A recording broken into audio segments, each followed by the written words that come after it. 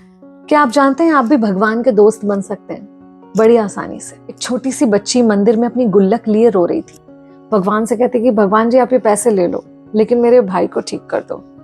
माँ ने कहा है कि आप ही कुछ कर सकते हो, आपके अलावा कोई कुछ नहीं कर सकता। एक छोटी सी बच्ची को ऐसे रोते हुए देखकर आसपास सारे लोग बहुत व्यथित हो गए। एक आदमी जो आज ही उस शहर में किसी काम से आया था, उसने पुजारी जी से पूछा कि क्या हुआ है इस बच्ची को, क्या आप कुछ जानते हैं?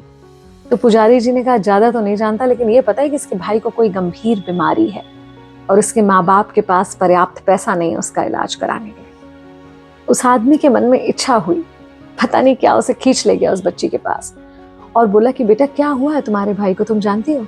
उसने कहा हाँ, मेरे भाई को ब्रेन ट्यूमर हुआ है, हमारे पास पैसे खत्म हो गए, पापा के दोस्तों ने, रिश्तेदारों ने फोन उठाने बंद कर दिए हैं और माँ ने कहा है कि अब कान्हा ही कुछ कर सकते हैं। तो मैं गुल्लक लेकर आ गई हूँ कान्हा के पास उनकी मदद मांगने।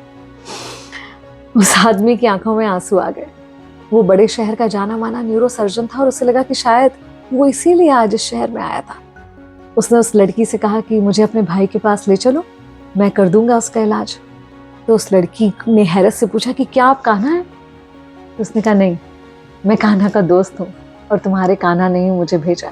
और उस न्यूरो सर्जन ने उस गुल्लक के कुछ चंद पैसों में उस लड़की के भाई का इलाज कर दिया, जिससे उस बच्चे के परिवार को, जिसका इलाज हुआ, उसके परिवार को तो संतुष्टि मिली ही मिली, लेकिन उस डॉक्टर को अद्भुत संतुष्टि मिली। वो कहते थे कि हजारों सक्सेसफुल ऑपरेशन करने के बाद भी शायद वो सुकून नहीं मिला था जो इस ऑपरेशन को सफल रूप से करने के बाद मिला।